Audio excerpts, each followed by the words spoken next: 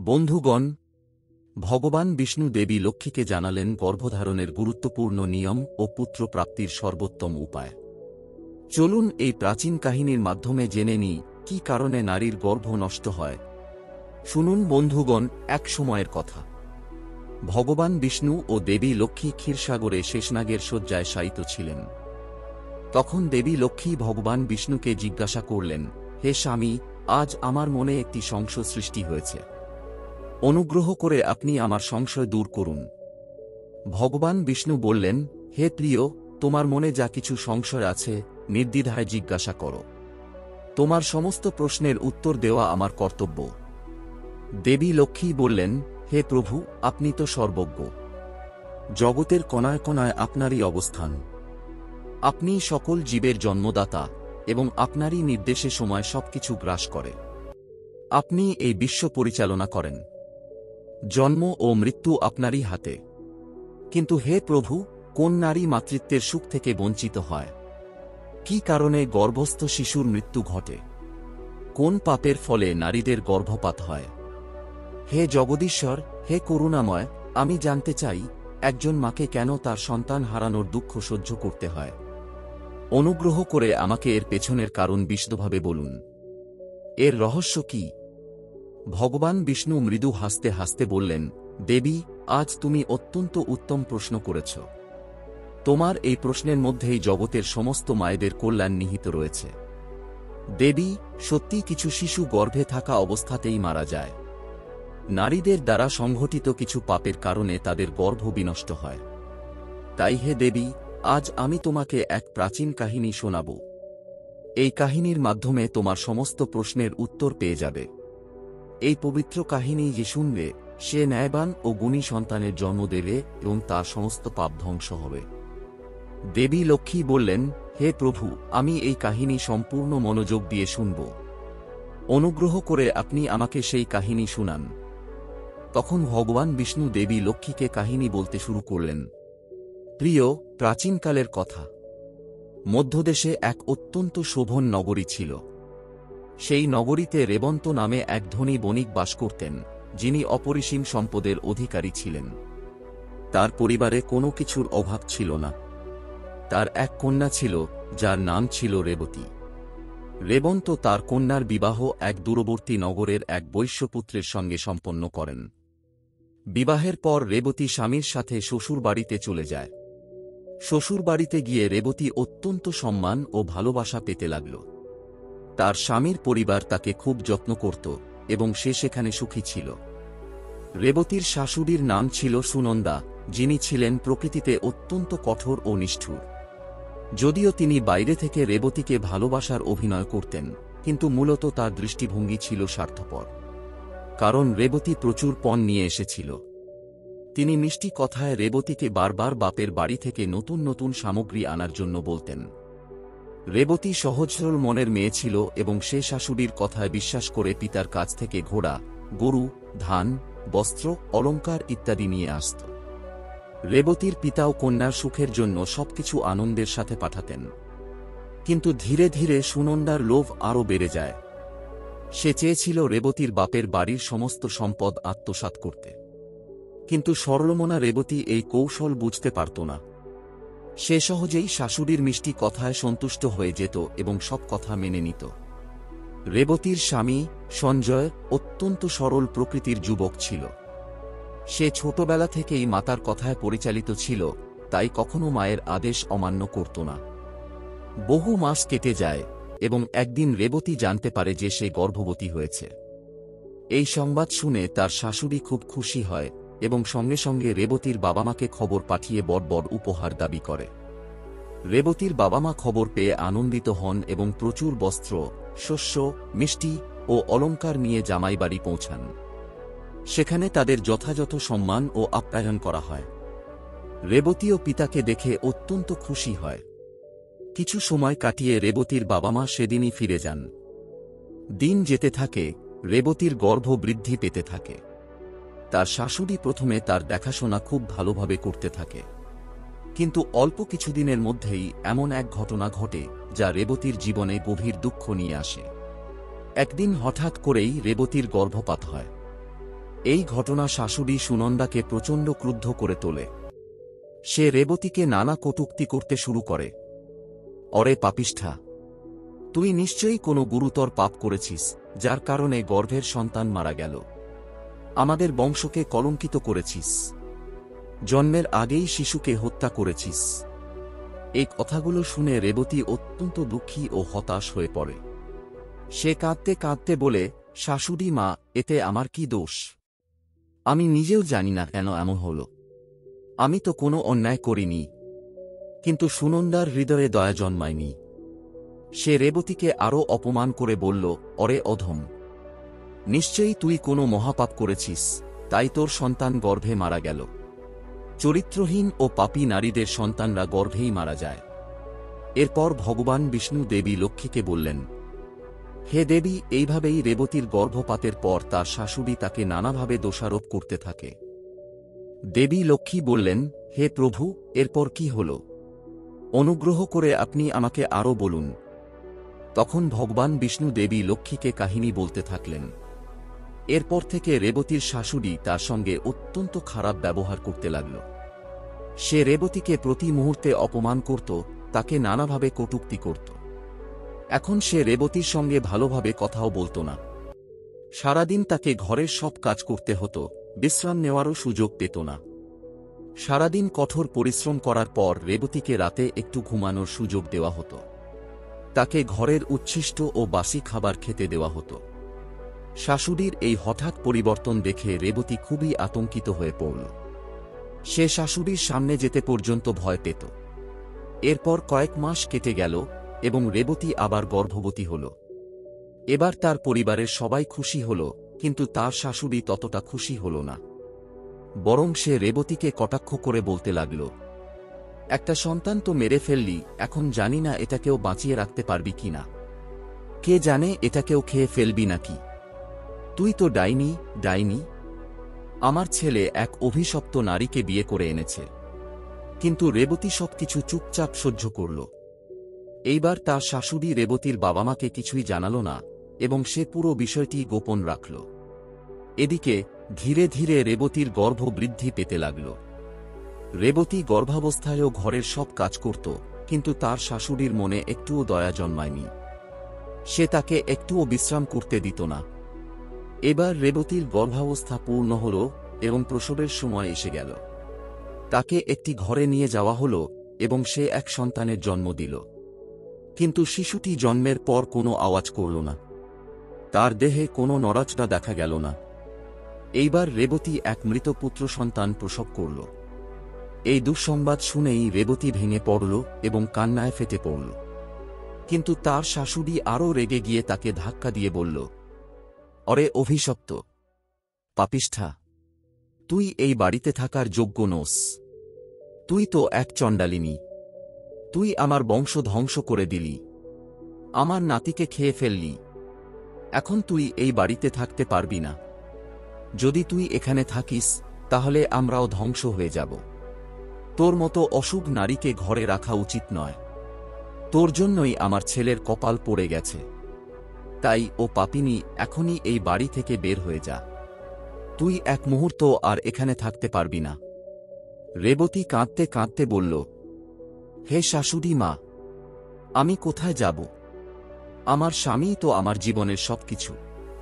তাকে ছেড়ে আমি কোথায় যাব? অনুগ্রহ করে আপনি আমাকে বাড়ি থেকে বের করবেন না।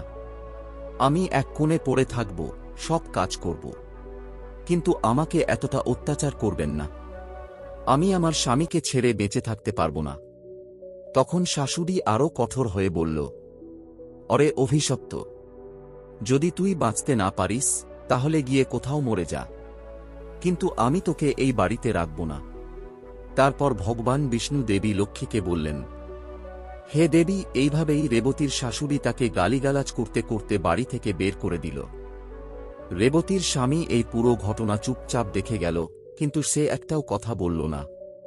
সে তার স্ত্রীকে সমর্থনও করল না। এই অবস্থায় রেবতী অসহায়ভাবে বাড়ি থেকে বেরিয়ে গেল। সে হাঁটতে হাঁটতে এক গভীর জঙ্গলে পৌঁছাল।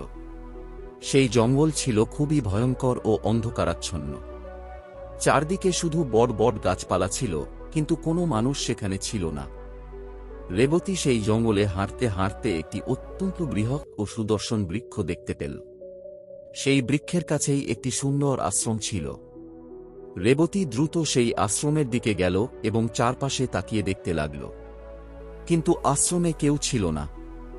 সে ক্লান্ত ও বিষণ্ণ ছিল, তাই আশ্রমের বাইরে বসে বিশ্রাম নিতে লাগল। রেবতী এতটাই ভীত ও দুঃখে ডুবেছিল যে সে বাবার বাড়ি ফিরে যেতেও চায়নি। তার মনে হচ্ছিল, যদি সে বাবার কাছে ফিরে যায় তবে সমাজে তার পিতার অসম্মান হবে। এই ভয়েই সে সিদ্ধান্ত নিল যে সে এই জঙ্গলে থেকেই যাবে এবং আশ্রমেই বসবাস করবে। সেখানে বসে সে ভগবান বিষ্ণুর উপাসনা শুরু করল এবং গভীর ভক্তিতে লীন হয়ে গেল। বহুদিন ধরে সে সেখানে কঠোর তপস্যা করতে লাগল। এরপর কিছুদিন পর সেই আশ্রমে এক সাধু মহাত্মা এক গাভী নিয়ে এলেন। সেই সাধু ছিলেন অত্যন্ত অলৌকিক শক্তিসম্পন্ন। তার মুখমণ্ডলে এক অপূর্ব আভা ছিল। দেখে মনে হচ্ছিল তিনি শত শত বছর ধরে কঠোর তপস্যা করেছেন। রেবতী যখন সেই সাধুকে দেখল, তখন সে আনন্দে ভরে উঠল এবং তাকে শ্রদ্ধার সাথে অভ্যর্থনা জানাল। সে বিনীত স্বরে বলল, অধারণ সাধু মহারাজ, আপনাকে দেখে মনে হচ্ছে আপনি কোনো মহাপুণ্যবান সাধক। অনুগ্রহ করে আশ্রমে প্রবেশ করুন। রেবতীর কথা শুনে সেই মহাত্মা বললেন, হে কন্যা, তুমি কে? কি কারণে তুমি একা এই গভীর জঙ্গলে বাস করছ? যদি কোনো গোপনীয় বিষয় না থাকে তবে আমাকে সত্য কথা বলো। তোমার স্বামী কোথায়? কেন তুমি এত দুঃখী? রেবতী বলল, সাধু মহারাজ, আমি খুবই দুর্ভাগিনী। আমার শাশুড়ি আমাকে ঘর থেকে বের করে দিয়েছেন, তাই আমি এই জঙ্গলে বসবাস করছি। সাধু জিজ্ঞাসা করলেন, হে কন্যা, তোমার শাশুড়ি কেন তোমাকে ত্যাগ করল? কি কারণে সে তোমাকে ঘর থেকে বের করে দিল? রেবতী কষ্টভরা কণ্ঠে বলল, হে মহাত্মা, আমার প্রথম সন্তান গর্ভেই নষ্ট হয়ে গিয়েছিল, আর যখন দ্বিতীয় সন্তান জন্ম নিল তখন সে মৃত ছিল। এই কারণে আমার শাশুড়ি প্রচণ্ড রেগে গিয়ে আমাকে ঘর থেকে বের করে দিলেন। আমি আমার বাবার কাছেও ফিরতে চাইনি, কারণ আমি চাইনি বাবার সম্মান নষ্ট হোক। এখন আমি এখানে একা বসবাস করছি। দয়া করে আপনি আমাকে এই কষ্ট থেকে মুক্তির পথ দেখান। আমি কোথায় যাব? আমি এখন কি করব? রেবতীর এই করুণ কাহিনী শুনে মহাত্মা বললেন, হে কন্যা, এটি খুবই দুঃখজনক ঘটনা, কিন্তু তুমি চিন্তা করো না। আমি তোমাকে এক উপায় বলছি। তুমি সেই উপায় পালন করলে তোমার একটি সুস্থ ও শ্রীসম্পন্ন সন্তান লাভ হবে। এই গাভী তোমার কাছে রাখো এবং এর সেবা করো। গরুর সেবা করলে তোমার সমস্ত দুঃখ দূর হবে এবং তুমি এক শুভ সন্তানের জননী হবে। এখন আমি তোমাকে গর্ভধারণকারী নারীর জন্য কিছু গুরুত্বপূর্ণ নিয়ম বলছি, মনোযোগ দিয়ে শোনো। হে কন্যা, কোনো নারীকে ঋতুস্রাবের সময় স্বামীর সঙ্গে মিলিত হওয়া উচিত নয় এবং স্বামীকেও তাকে স্পর্শ করা উচিত নয়। এতে গর্ভস্থ সন্তান নষ্ট হয়ে যেতে পারে। গর্ভধারণকারী নারীর সর্বদা ঈশ্বরের উপাসনায় মনোনিবেশ করা উচিত এবং তার মুখ সর্বদা আনন্দময় থাকা উচিত। গর্ভবতী নারীকে কখনো দুঃখিত বা নিরাশ থাকা উচিত নয়। তাকে খারাপ চরিত্রের নারীদের থেকে দূরে থাকতে হবে এবং তাদের সঙ্গে কথা বলা থেকেও বিরত থাকতে হবে। গর্ভবতী নারীকে কখনো অন্যের বাড়ির খাবার খাওয়া উচিত নয়। ঠান্ডা বাতাস থেকে তাকে সাবধান থাকতে হবে, কারণ অতিরিক্ত ঠান্ডা বাতাস গর্ভের ক্ষতি করতে পারে। গর্ভবতী নারীকে এমন কিছু দেখা এড়ানো উচিত যা তার মনে ঘৃণা সৃষ্টি করতে পারে। ভয়ঙ্কর ও আতঙ্কজনক গল্প শোনা থেকেও বিরত থাকতে হবে। নারীদের অতিরিক্ত গরম খাবার খাওয়া উচিত নয়। একবার খাওয়ার পর আগের খাবার হজম না হলে পুনরায় কিছু খাওয়া উচিত নয়।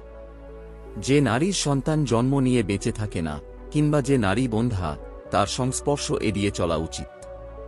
যে নারী এই নিয়মগুলি পালন করেন তিনি শুভ সন্তান লাভ করেন, কিন্তু যে নারী এই নিয়মগুলি অনুসরণ করেন না তার গর্ভপাত হতে পারে অথবা সে বন্ধ্যা হয়ে যেতে পারে। কন্যা, এখন আমি তোমাকে পুত্র প্রাপ্তির উপায় বলছি, মনোযোগ দিয়ে শোনো। ঋতুস্রাবের সময় 4 দিন পর্যন্ত নারীদের স্বামীর সঙ্গে মিলিত হওয়া উচিত নয়। চতুর্থ দিনে তিনি বিশুদ্ধ হন। 1 সপ্তাহ পরে তিনি দেবদেবীদের পূজার উপযোগী হন। স্বামী স্ত্রী মিলনের সময় তাদের মনে যে ভাবনা থাকে, গর্ভস্থ সন্তানও তেমনই গুণসম্পন্ন হয়। নির্দিষ্ট যোগ সংক্রান্ত তিথিতে মিলন করলে পুত্র সন্তান হয়, আর নির্দিষ্ট আযুবর্ধক তিথিতে মিলন করলে কন্যা সন্তান জন্মগ্রহণ করে। যোগ তিথিগুলি হল দ্বাদশী, চতুর্দশী ও অষ্টমী। আযুবর্ধক তিথিগুলি হল একাদশী, ত্রয়োদশী, পঞ্চমী, সপ্তমী ও নবমী। ঋতুকালীন প্রথম সপ্তাহ বাদ দিয়ে দ্বিতীয় সপ্তাহে নারীদের স্বামীর সঙ্গে মিলিত হওয়া উচিত। নারীদের ঋতুকাল মোট 1-6 রাতের হয়। যদি কোনো নারী ঋতুকালের 1-4তম রাতে স্বামীর সঙ্গে মিলিত হন, তবে তিনি গুণবান, সৌভাগ্যবান, ধনসম্পদশালী ও ধার্মিক পুত্র সন্তান লাভ করবেন। ঋতুকালের 5ম দিনে নারীদের অত্যধিক ঝালো, তীক্ষ্ণ ও গরম খাবার এড়িয়ে চলা উচিত এবং মিষ্টি ও কোমল খাবার গ্রহণ করা উচিত। কারণ নারীর গর্ভধারণ ক্ষমতা ঔষধি পাত্রের মতো এবং পুরুষের শুক্রাণু অমৃততুল্য। তাই নারীদের মিলনের পূর্বে ঝালো, তিতা ও অতিরিক্ত গরম খাবার পরিত্যাগ করা উচিত। এরপর সাধু মহাত্মা বললেন, হে দেবী, এইভাবে আমি তোমাকে সন্তানের জন্য গুরুত্বপূর্ণ নিয়মগুলি বললাম। তুমি এগুলি অনুসরণ করো, তাহলে তুমি শুভ সন্তান সুখ লাভ করবে। তখন রেবতী বলল, হে মুনিবর, এই মুহূর্তে আমার স্বামী আমার কাছে নেই, তাহলে আমি তার সঙ্গে মিলিত হব কিভাবে? আমি কিভাবে সন্তানের জন্ম দিতে পারব? সাধু মহাত্মা বললেন, হে কন্যা, তুমি এখন থেকেই এই গাভী মাতার সেবা করো। দেখবে তোমার স্বামী নিজে থেকেই তোমার কাছে ফিরে আসবে। এই কথা বলে সেই মহাত্মা আচমকাই অদৃশ্য হয়ে গেলেন। মহাত্মাকে হঠাৎ অন্তর্ধান হতে দেখে রেবতী বিস্মিত হয়ে গেল। সে বুঝতে পারল যে এটি কোনো সাধারণ সাধু নন, বরং স্বয়ং ভগবান তাকে দর্শন দিয়েছিলেন। এরপর রেবতী প্রতিদিন সেই গাভীর সেবা করতে লাগল। প্রতিদিন ভোরে উঠে সে গাভীকে খাবার দিত এবং ভগবান বিষ্ণুর পূজা করত। উদ্ভট রেবতীর স্বামী স্বপ্নে স্বয়ং ভগবান বিষ্ণুর দর্শন পেলেন। ভগবান তাকে আদেশ দিলেন, যাও, তোমার স্ত্রী তোমার জন্য অপেক্ষা করছে। তাকে গ্রহণ করো এবং তাকে সুখী করো। এ স্বপ্ন দেখে রেবতীর স্বামী সকালেই উঠে পড়ল এবং তার স্ত্রীকে খুঁজতে বেরিয়ে পড়ল। সে অনেক খোঁজাখুঁজির পর সেই গভীর জঙ্গলে পৌঁছে গেল, যেখানে সে এক সুন্দর আশ্রম দেখতে পেল। তারপর সে সেই আশ্রমের কাছে যায়। সেখানে সে তার স্ত্রী রেবতীকে দেখতে পায়। তাকে দেখে সে অত্যন্ত আনন্দিত হয়। তারপর সে তার স্ত্রী রেবতীর সঙ্গে সেই অরণ্যে বসবাস করতে শুরু করে। কয়েকদিন পরে রেবতীর ঋতুকাল আসে এবং সে সেই সাধু মহাত্মার দেওয়া নিয়ম অনুসরণ করে স্বামীর সঙ্গে মিলিত হয়। স্বামীর সঙ্গে মিলনের ফলে রেবতী পুনরায় গর্ভধারণ করে এবং 9 মাস ধরে তার গর্ভে সন্তান বেড়ে উঠতে থাকে। 9ম মাসের শেষে রেবতীর গর্ভ থেকে এক অত্যন্ত সুন্দর ও শুভ লক্ষণযুক্ত পুত্র সন্তানের জন্ম হয়।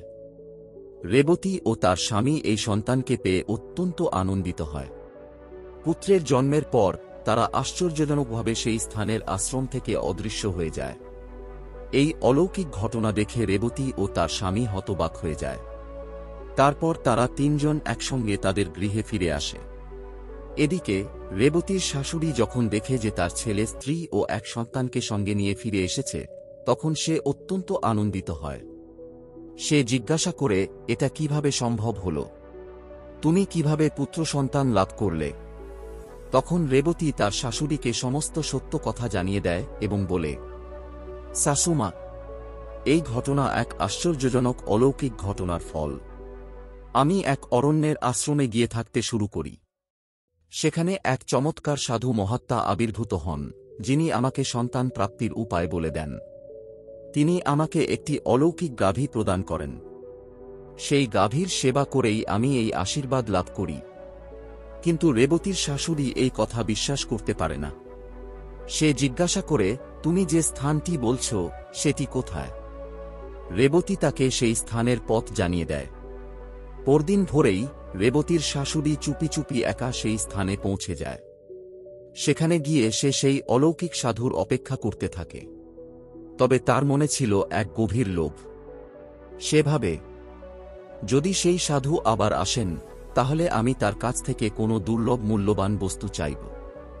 অসংখ্য দিন কেটে যায়, কিন্তু সেই সাধু আর আসেন না। এতে সে অত্যন্ত রেগে যায়। ঠিক তখনই সেই অরণ্যের পথ দিয়ে এক ভয়ঙ্কর রাক্ষসী চলছিল। সে রেবতীর শাশুড়িকে সেই আশ্রমের কাছে দাঁড়িয়ে থাকতে দেখে। রাক্ষসীর চোখ চকচক করে ওঠে। সে বলে, আহা, আজকের দিনের জন্য আমার সামনে তাজা খাবার এসে গেছে। আজ এই বুড়িকে খেয়ে অনেক আনন্দ পাব। রেবতীর শাশুড়ি যখন সেই রাক্ষসীকে দেখে, তখন ভয়ে কাঁপতে শুরু করে। সে জোরে চিৎকার করতে থাকে, কিন্তু তাকে সাহায্য করার জন্য সেই স্থানে কেউ ছিল না। তখন সে রাক্ষসীর কাছে প্রাণ ভিক্ষা করতে থাকে। সে কাঁদতে কাঁদতে বলে, আমাকে দয়া করো, আমাকে খেও না। আমি এক বৃদ্ধা নারী, আমাকে খেয়ে তোমার কি লাভ? রাক্ষসী কটাক্ষ করে বলে, ওরে পাপিষ্ঠা, বৃদ্ধ হও বা যুবতী, আমি কেবল তাদেরই ভক্ষণ করি যাদের ভাগ্যে বিধাতা আমার আহার হওয়া লিখে দিয়েছেন। আজ ঈশ্বর তোকেই আমার খাবার বানিয়েছেন, তাই তোকে আমি গলাধঃকরণ করবই। তুই নিশ্চয়ই মহাপাপ করেছিস, অন্যদের মিথ্যা অপবাদ দিয়েছিস, তাই তোর এই পরিণতি হয়েছে। এটি শুনে রেবতীর শাশুড়ি তার ভুল বুঝতে পারে এবং আফসোস করতে থাকে। সে তার বউয়ের সঙ্গে অনেক খারাপ ব্যবহার করেছে, তবে এখন তা আর কিছুই করা সম্ভব ছিল না। রেবতীর শাশুড়ি কিছু বলতে যেতেই রাক্ষসী তাকে তার হাতের মধ্যে তুলে নেয় এবং জোরে হাসতে থাকে। এরপর রাক্ষসী রেবতীর শাশুড়িকে চিবিয়ে চিবিয়ে খেয়ে ফেলে এবং সেই মুহূর্তে রেবতীর শাশুড়ির মৃত্যু হয়ে যায়। তাকে তার পাপের ফল ভোগ করতে হয়। তাই কখনো কোনো নির্দোষ মানুষকে কষ্ট দেওয়া উচিত নয়, নির্দোষের ওপর অন্যায় করা উচিত নয়।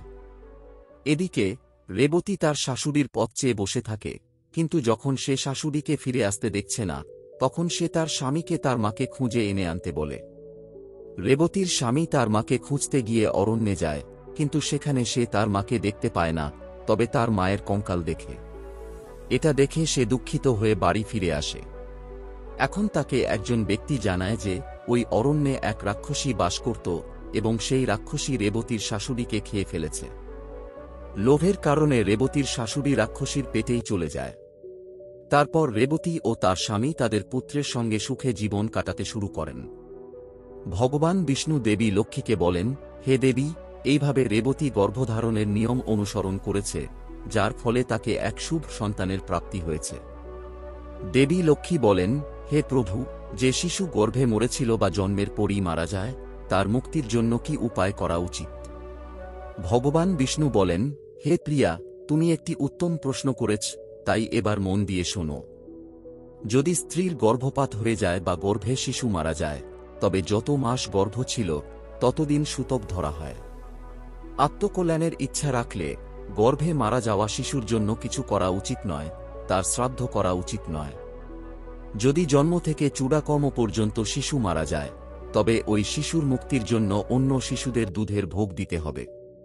যদি চূড়াকর্মের পর 5 বছরের মধ্যে শিশুর মৃত্যু হয়, তবে তার দেহ দাহ করতে হবে, দুধ দান করতে হবে এবং শিশুদের খাওয়াতে হবে।